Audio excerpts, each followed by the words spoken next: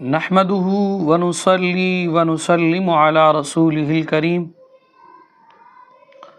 اما بعد فاعوذ بالله من الشيطان الرجيم بسم الله الرحمن الرحيم قال الله تبارك وتعالى في القرآن المجيد ولذكر الله أكبر صدق الله العظيم۔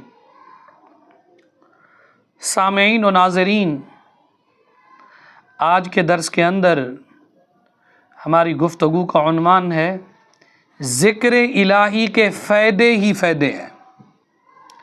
تقریباً 25 کے قریب فوائد آپ کے سامنے رکھیں گے۔ انشاءاللہ العزیز ویڈیو آخر تک دیکھیے گا، اس کا بہت فائدہ ہوگا۔ سب سے پہلا فائدہ، ذکر الہی کا سب سے پہلا فائدہ یہ ہے کہ ذکر الہی شیطان کو بھگا دیتا ہے، اس کا کلا کما کر دیتا ہے۔ نمبر 2، ذکر الہی اللہ عز و جل کو راضی کر دیتا ہے۔ نمبر 3، ذکر الہی کرنے کی وجہ سے دل سے غم اور پریشانی ختم ہو جاتی ہے۔ اور نمبر 4، دل کے لیے باعث فرحت و سرور ہے۔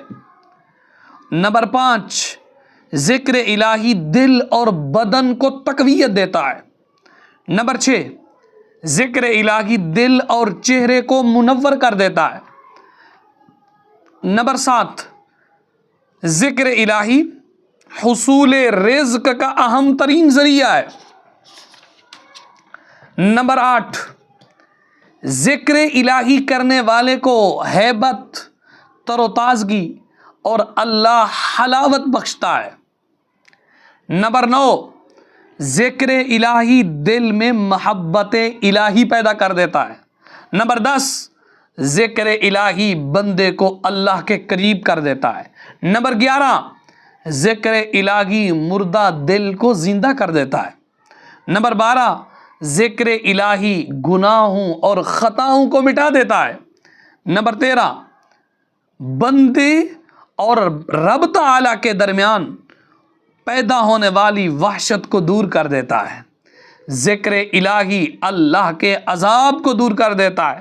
نمبر 15، ذکر الہی قیامت کے دن بندے کو حسرت و ندامت سے امن دلائے گا۔ نمبر 16، ذکر الہی والی مجالس در حقیقت فرشتوں کی مجالس ہیں۔ نمبر 17، ذکر الہی کرنے والے کے لیے جنت میں درخت لگا دیا جاتا ہے۔ نمبر 18، ذکر الہی پر دوام بندے کو نسیان اور غفلت سے محفوظ کر دیتا ہے۔ نمبر 19، ذکر کرنے والے کے لیے ذکر الہی دنیا میں، قبر میں اور آخرت میں نور بن جاتا ہے۔ اور نمبر 20، ذکر الہی غافل دل کو غفلت سے بیدار کرنے کا اہم ترین ذریعہ ہے۔ اور نمبر 20، ذکر الہی شکر الہی کی اصل ہے۔ نمبر 22، دل میں کبھی شدید کساوت اور سختی پیدا ہو جاتی ہے جس کو صرف ذکر الہی زائل کر سکتا ہے۔ نمبر 23، ذکر الہی کرنے والے پر اللہ اپنی رحمت نازل فرماتا ہے۔ اور نمبر 24، بلا شبہ اللہ عز و جل اپنے فرشتوں کے درمیان ذکر کرنے والوں پر فخر و مباحات کرتا ہے۔